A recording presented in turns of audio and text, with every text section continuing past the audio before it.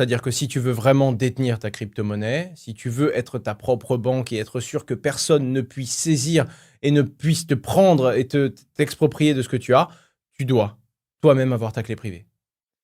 Pour que les gens qui sont les plus débutants nous suivent, c'est vraiment le fait de récupérer sa crypto-monnaie sur son propre portefeuille et donc faire en sorte que personne, pas même la plateforme sur laquelle vous l'ayez acheté, ne puisse la saisir.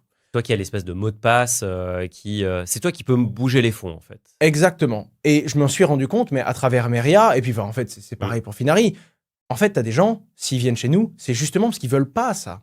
Il y a des clients qui m'ont dit, je ne veux pas gérer ma propre clé privée.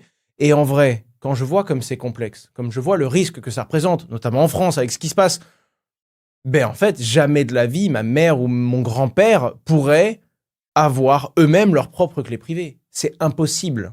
Impossible. Déjà, parce que quand j'explique qu'il faut avoir l'application bancaire pour regarder le solde, il est encore à dire non, j'attends la fin du mois pour avoir mon papier.